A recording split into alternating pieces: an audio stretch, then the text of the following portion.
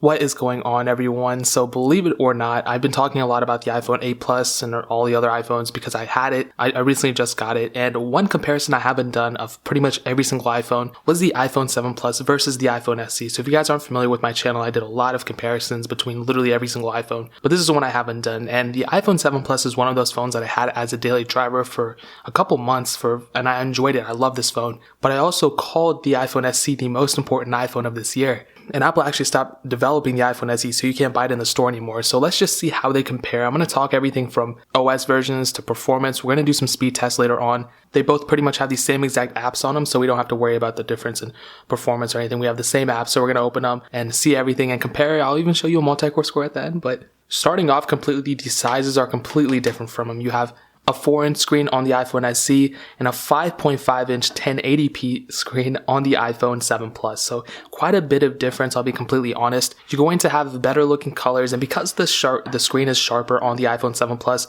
you'll probably end up enjoying it a little bit more. But this is not a preference of, screen size, because beauty is in the eye of the beholder. And if you like a bigger screen, you might end up going for the 7 Plus, but if you think the 7 Plus is too big, and if you think the iPhone 7 or 10 are too big too, the iPhone SE is a very good size too, and they both feel really good in the hand. I think the iPhone SE is the most well-built iPhone. The iPhone SE 5S and iPhone 5 are really well built, and I think in some cases it might feel a little bit more premium just because the sides are kind of more like jagged a little bit. And if you've seen in other videos, and if you've ever held a 7 Plus, it doesn't feel cheap either, but it just feels a little bit, I think it's the roundness of it. It doesn't feel like as professional. It feels almost like a kid phone almost. But with the SE, it feels way more professional. That's just my opinion. There's no way to back it up, so you might have a different opinion of your own. That's just kind of what I think. And another difference is actually on the bottom. We have a I just dropped my SE. But we have a headphone jack on the iPhone SE where we don't have one on the 7 Plus.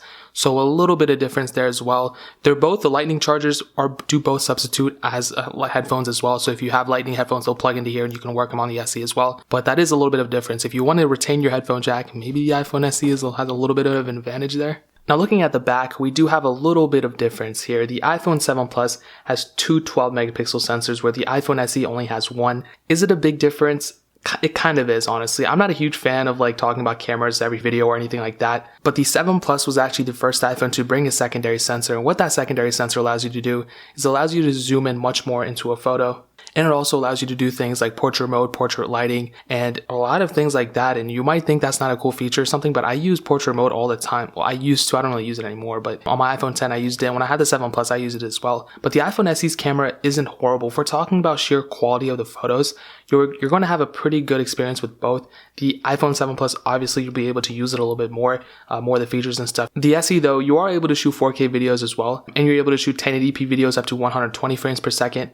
With the iPhone 7 Plus, you actually have the same video resolutions as well. So 4K at 30 frames per second and 1080p up to 120 frames per second. So if video resolutions is something that you care about, just know that both of these share the same exact video resolutions. It's pretty much just the photo quality and the settings within the camera app. So those are the main things with those. Not a humongous difference, I'll be honest. I like both cameras, but there's a little bit of difference there. Now switching to the front and actually the inner mechanisms of the phone, let's just talk about performance. But before we do that, let's talk about the OS on the phone. So iOS, both are running iOS 12. What I think, and this is weird, the iPhone SE sits in a weird spot. It came out after the iPhone 6s, but it came out before the iPhone 7 and 7 Plus. So in terms of OS updates, I'm going to assume that it's going to get the same OS updates as the iPhone 6s because it shares a lot of the same specs, but on top of that, it's kind of a hit or miss in that sense too, because I found that the iPhone SE is just a little bit faster than the iPhone 6s. So that's a very strange conundrum we have there. I don't know what it's going to do. Maybe there's a possibility that it'll stop with the iPhone 6s. That's what I'm assuming, but it could go on further.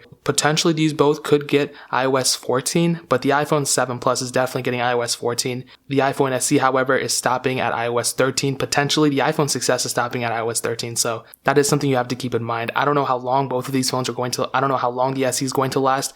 There is a potential that it could get an extra year, but that is something you have to keep in mind. But in terms of the performance of both of these phones, the iPhone SE has the Apple A9 chip, a dual-core processor clocked at 1.84 GHz, and 2 GB of RAM, where the iPhone 7 Plus has the Apple A10 Fusion chip, a quad-core processor clocked at 2.34 GHz, and 3 GB of RAM. So quite a little bit of difference there as well. You do have an extra gigabyte of RAM on the iPhone 7 Plus, and I'll go ahead and run a speed test in a second, but it is kind of important to note that in a lot of cases, 2 GB of RAM on an iOS device is a lot. I've had really no problems with my iPhone 6s running iOS 12 in terms of performance, and the same thing with the iPhone SE.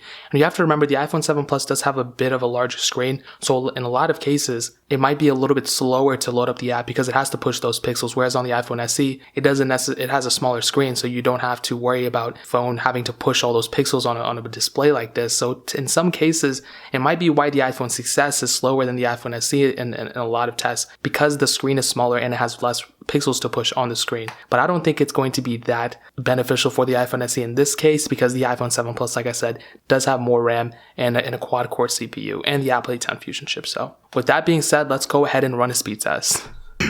So let's go ahead and clear out the apps in the background. As you can see, the iPhone SE is already clear, I think. And as usual, I'm just going to go ahead and boot up the regular apps that we usually test. And I hope it looks good on the screen, because sometimes I test it and it does not look good on the screen. So we're just going to kind of wing it. All right, all the apps are clear in the background. Let's go ahead and load up something like the camera app. 3, 2, 1. Okay. That was weird. To get into that orange box in the middle, the iPhone SE was a little bit faster. Let's go ahead and do photos. 3, 2, 1. That looked pretty even, to be honest. Let's do calendar. 3, 2, 1. I would probably say the iPhone, it was probably a tie again. Maybe the iPhone 7 Plus was faster, I don't know. Let's do mail. 3, 2, 1. Maybe the 7 Plus was a little bit faster there, but just by like a hair. Let's do mail. Let's do maps. 3, 2, 1. Okay. Still looked pretty even. The 7 Plus didn't look like it was extremely much faster than the iPhone SE. Let's do clock. 3, 2, 1. Pretty even there as well. Let's do weather. 3, 2, 1. The iPhone SE was a little bit faster there. Pretty strange. Let's do news. 3, 2, 1. Again, pretty even. Okay, but these are kind of lighter tabs. These are stock apps. So speaking about stock apps, let's do stocks. 3, 2, 1. Man, this is a very close tie. And when I replay this video or rewatch it, it might look like the iPhone SE 7 Plus was a little bit faster in some cases. But at the angle that I'm in, it does look like the iPhone 7 Plus isn't that much faster. I'm going to go ahead and turn the brightness down on the screen because it is a little bit bright now. Okay, I think that looks a little bit better. Let's go ahead and do notes. 3, 2, 1.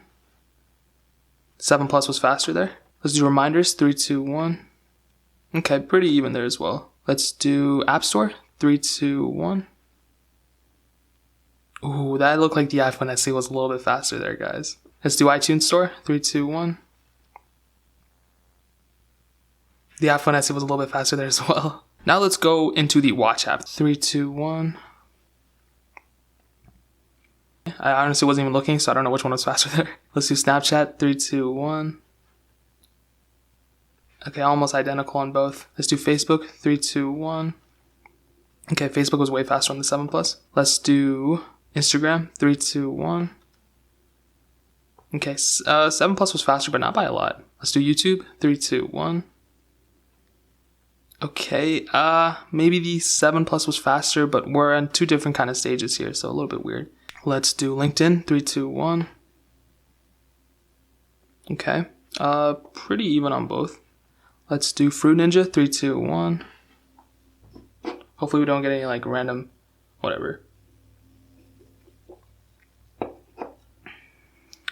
Okay, 7 Plus I think was faster there. I honestly wasn't looking again. Let's do Stack. 3, 2, 1.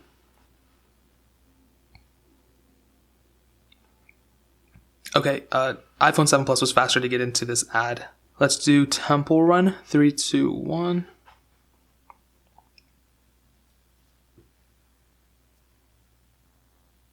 Okay, looks like the 7 Plus is faster, which is a good thing. Oh, but to actually boot into that little load up screen, it looked pretty even, I'll be honest. Now let's do Real Racing 3. 3, 2, 1. Now the 7 Plus should technically be faster here, but to technically get into the game, it was faster on the iPhone SE. Well, yeah, I think it was faster on the iPhone SE by a little bit, just because this game was, I was already playing this game, but I already played it on here too. I just don't know why it doesn't sync up properly every time, but That was definitely a weird test. Now let me show you the multi-core score. And I think they're around, yeah, so this one is at 129,702. The 7 Plus is at 197,150. So quite a bit of difference there. We're about 60,000, 70,000 points away from each other. That's a pretty big deal, but at the same time, you saw from yourself that the performance really isn't too much of a difference between these two. I think if you have at least 2 gigabytes of RAM on an iOS device and is running iOS 12, I don't think you're going to have too many problems with it. Now, I do kind of want to switch gears and talk about battery life really quickly. On the iPhone SE, we have a 1,624 mAh battery. On the iPhone 7 Plus, we have a 2,900 mAh battery. And to be honest, I think the battery life is better on the 7 Plus for sure, even though it has a bigger screen and it's higher power and everything. Just because the iPhone 7 Plus has a bigger battery, I think that's why it does better, 100%. And that's why I really urge phone manufacturers to go and really start pushing people to start putting in bigger batteries in their phones. You know, with the iPhone 10 to 10s, it was 100% a decrease in battery. I'm not too sure why they did that, but I really hope they start pushing things. So you're going to have better battery life on the 7 Plus. And yeah, so if you have the money to spend, I would say definitely get the 7 Plus. It's not a horrible phone at all. But if you want a very good phone that's not really going to have too many problems, or you want a phone that's pretty cheap, but you still want iOS versions and updates and everything, the iPhone SE is also a very good phone. You cannot go wrong. I'm telling you, you cannot go wrong with either of these phones. So if you want an iPhone SE or a 7 Plus, I'll link one down in the description below so you can find them for the lowest prices that I find. So definitely get them through that. But that is pretty much it, guys. If you have any questions or anything like that, leave it down in the comment section below. Hit that like button, but definitely hit that subscribe button. Every single subscriber we get really does count. So it means so much if you guys could hit that. Also check out the other links down in the description as well. My Twitter, my Instagram, my second channel. That is also linked down below. I do a lot more iOS reviews, kind of battery tests, and I do the plus versions of iOS reviews on that. So if you ever want to see the multi-core scores or anything, the features added on iOS on your specific phone, you can go on that channel and look at that too. But definitely subscribe to that. I really appreciate it. But more importantly than everything else, I love every single one of you guys. Hopefully I'll catch you guys in the next video. Peace out till then.